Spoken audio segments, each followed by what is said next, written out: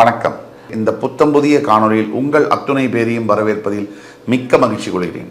இன்றைக்கு ஆங்கில புத்தாண்டு 2026 சிறப்பு தொகுப்பு. அந்த வகையில் 12 ராசிகளுக்கான பலன்களை பார்த்துக்கணும். அந்த வகையில் இன்னைக்கு நம்ம கடகராசி காரகபுருஷ தத்துவப்படி 4ஆம் வீடான கடகராசிக்கான பலன்கள். வருகின்ற ஆங்கில புத்தாண்டில் 2 கிரக மாற்றங்கள் மிகப்பெரிய தாக்கத்தை 12 ராசிக்காரர்களுக்கும் நிகழ்த்தும் என்பதில் சந்தேகம் இல்லை.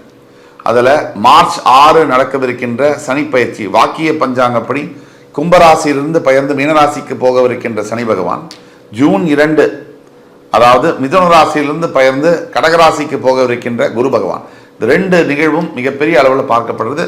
வருஷ கடைசியில் ராகு பயிற்சியெல்லாம் கூட வருது, அதெல்லாம் அப்புறம். பட் இந்த 2 பயிற்சி மிக முக்கியமான பயிற்சியாக பார்க்கப்படுது. அந்த விஷயத்தில் கடகம் காலபுருஷ தத்துவத்தின் 4ஆம் வீடு, சந்திர பகவான் ஆட்சி பெறக்கூடிய புனர்பூச பூச ஆயில்ய நட்சத்திரங்கள் குடிகொண்ட இந்த வீட்டில் என்ன நடக்குதுன்னு நம்ம பார்ப்போம். ஒரே வரியில் அடுத்து வரக்கூடிய ஆண்டு கடகராசிக்கு எப்படி இருக்கும் அப்படின்னா ராஜயோக வருஷம் அப்படின்னு நம்ம சொல்லலாம். தப்பே கிடையாது, இதில் எந்த மிகைப்படுத்தலும் இல்லை. உண்மையாகவே கடகராசிக்கு ராஜயோக வருஷம்னு சொல்லலாம். இந்த அஷ்டம சனியினுடைய பாதிப்பிலிருந்து சற்றே வெளியில் வந்த இந்த கடகராசினியர்களுக்கு இன்னும் அலை ஓயவில்லை அப்படிங்கிறது தான் உண்மை. கடகராசியை பொறுத்த வரைக்கும் பெரிய அளவிலான பாதிப்புகளை பார்த்துட்டு தான் இருக்காங்க.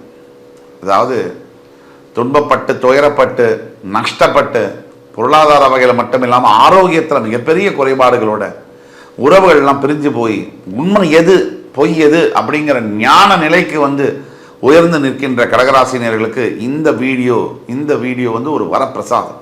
ஆனால் அந்த 2026 அப்படியே தான் இருக்குமான்னா கண்டிப்பாக எல்லா இன்பத்துக்கும் ஒரு முற்றுப்புள்ளி உண்டு, எல்லா ஆரம்பத்திற்கும் ஒரு முடிவு என்பது உண்டு. அதே மாதிரி உங்களுடைய துயரத்துக்கும் துக்கத்துக்கும் கூட முடிவு என்பது உண்டு.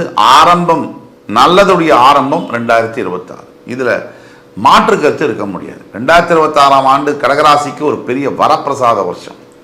எந்த வகையில் சனி பயிற்சியாக இருந்தாலும் சரி, அதே மாதிரி குரு பயிற்சியாக இருந்தாலும் சரி, முதல் 6 மாதம் குரு பகவான் உங்கள் ராசிக்கு 12ஆம் வீட்டில் இருக்கும் போது அது விபரீத ராஜயோகம்னு சொல்லுவாங்க. ராசியில் உச்சம் பெறக்கூடிய குரு பகவான் 12ஆம் வீட்டில் இருக்கும் போது அவருடைய தனுசு ராசிக்கு 7ஆம் வீட்டில் இருக்கும் போது அது விபரீத ராஜயோகம்னு சொல்லுவாங்க. இந்த ராஜயோகத்தினால என்னன்னா மன அழுத்தம் கம்மியாகும்.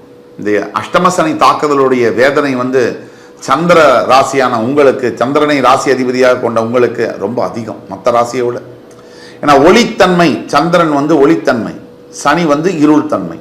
இவங்க 2 பேருக்கும் நடக்கக்கூடிய சண்டையில் உங்களுடைய இதுதான் பாதிக்கப்படுது. சந்திரன் மனசு, அவர் ஒளித்தன்மை இழந்து அஷ்டமஸ்தானத்தில் சனி போய் உட்காரக்கூடிய இந்த நிலையில சனிப்படுத்தக்கூடிய பாடு என்பது சொல்லில் அடங்காது. சனீஸ்வர பகவான் 7.5 சனி காலகட்டத்தில் என்ன பலனை செய்வாரோ அதே பலனை சுருக்கி அஷ்டம சனி காலகட்டத்தில் செஞ்சிடுறாரு.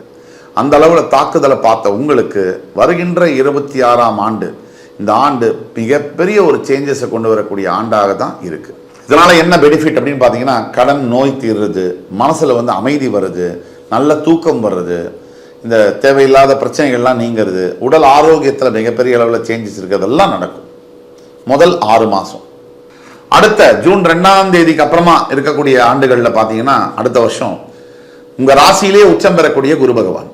அதனால சிறு சிறு உடல் உபாதைகள் வரத்தான் செய்யும், எண்ணங்களில் கொஞ்சம் தடுமாற்றம் இருக்க தான் செய்யும். ஆனாலும் ராசியில் உச்சம் பெறும்போது உச்ச குரு உங்களுடைய ராசியுடைய 5ஆம் இடம், 7ஆம் இடம், 9ஆம் இடத்தை பார்ப்பார். அதோடைய பலன்களை விரிவாக பார்ப்போம். ஆனால் ராசியில் உச்சம் பெறக்கூடிய குருவினால் என்ன நன்மை அப்படின்னு பார்த்தோம்னா தெளிவான சிந்தனைகளை 90% ஏற்படுத்துவார். அதே மாதிரி ஆன்மீகம், கடவுளை தேடின பக்தி, உண்மையான பக்தியை அவரே தருவார். கடவுள் நம்ம பக்கம் இருந்துட்டா நமக்கு எது கவலை?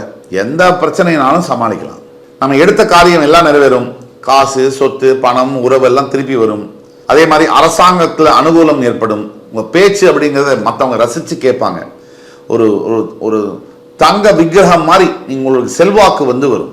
விக்கிரகத்துக்கு எவ்வளோ செல்வாக்கு இருக்கும், தங்க விக்கிரகத்துக்கு அதே செல்வாக்கு உங்களுக்கு வரும்.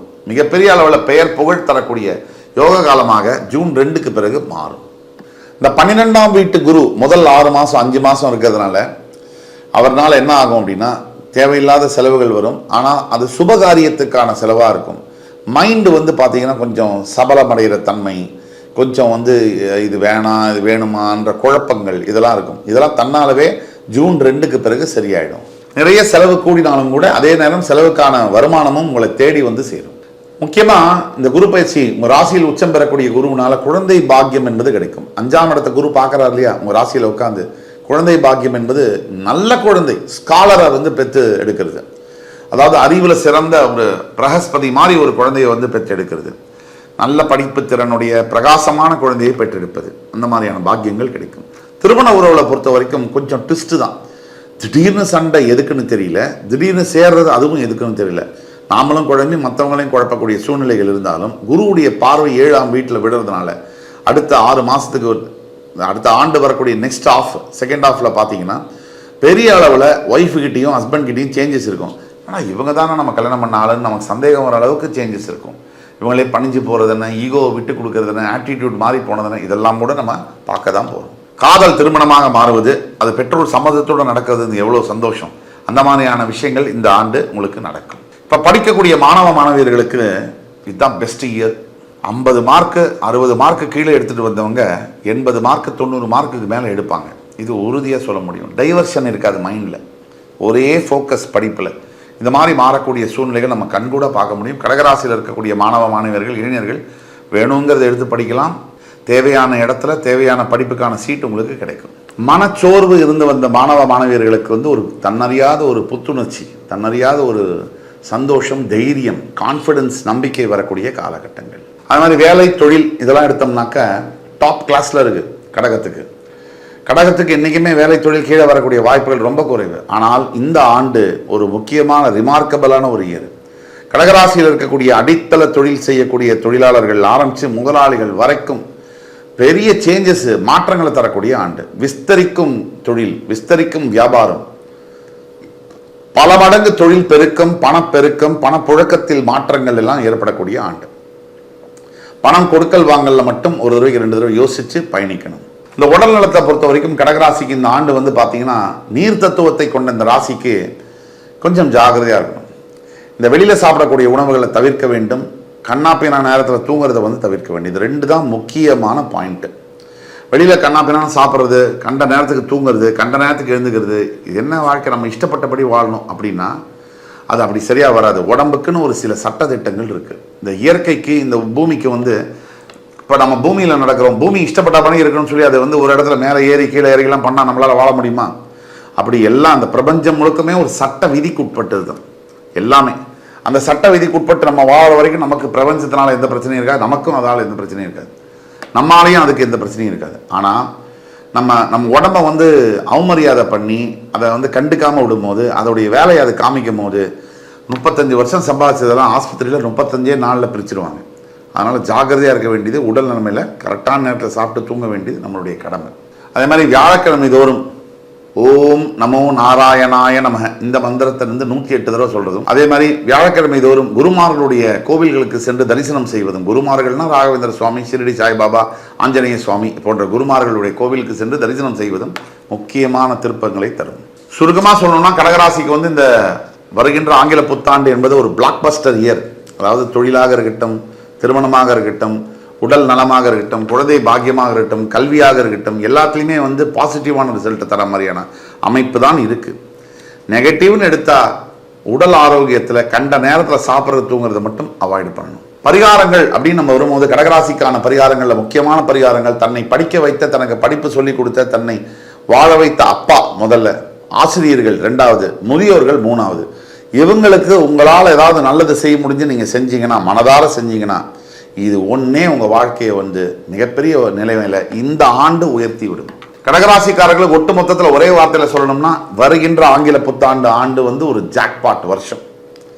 நீங்கள் பட்ட கஷ்டம், அஷ்டம சனினால் நீங்கள் பட்ட பாதிப்பு, நீங்கள் அடைஞ்ச அவமானம், உங்கள் எதிரி உங்கள் காலில் விழுந்து மன்னிப்பு கேட்கக்கூடிய காலத்தில் நீங்கள் இருக்கீங்க. வெற்றி கண்டிப்பாக உண்டு. இது பொது பலன்களில் நம்ம பேசுகிறோம். தனிப்பட்ட உங்கள் ஜாதகத்துக்கு ஏதாவது தெரியணும்னா உங்கள் ஜாதகத்தை கீழே கொடுக்கல வாட்ஸ்அப் நம்பரில் எங்களுக்கு வாட்ஸ்அப் பண்ணி ஆன்லைன் அப்பாயின்மெண்ட் வாங்கி சொல்லும் போது இன்னும் துல்லியமான பலன்கள், அடுத்து உங்கள் வாழ்க்கையில் நீங்கள் எதை எதிர்பார்க்கலாம், எந்த நிலைமைக்கு வந்து அடுத்த 2 வருஷம் இல்லை அடுத்த ஆண்டுகள் இன்னும் வரக்கூடிய வருஷங்களில் செல்லும் அப்படிங்கிறத துல்லியமாக சொல்ல முடியும். இப்போ இந்த வருஷத்தை பொறுத்த வரைக்கும் குழந்தைகள்லேருந்து பெண்கள்லேருந்து எல்லாருக்கும் என்னென்னா எல்லாத்துலேயும் மகிழ்ச்சி, ஆன்மீகத்தில் ஈடுபாடு, உடல் ஆரோக்கியத்தில் கவனம் தேவை, மிச்சபடி பொருளாதாரத்தில் மிகப்பெரிய அளவில் சேஞ்சஸ் எல்லாத்தையும் நல்லதாக தான் நம்ம சொல்ல முடியும். ஒட்டுமொத்த கடகராசி நண்பர்களுக்கு இந்த வீடியோ பயனுள்ளதாக இருக்கும்னு நான் நம்புகிறேன். அதே மாதிரி நாளைய வீடியோவில் சிம்மம் ஆங்கில புத்தாண்டு 2026 பலன்களை பார்க்கும் வரையில் உங்களிடமிருந்து விடைபெறுவது உங்கள் சுபாஷ் பாலகிருஷ்ணன். நன்றி, வணக்கம், வாழ்க வளமுடன்.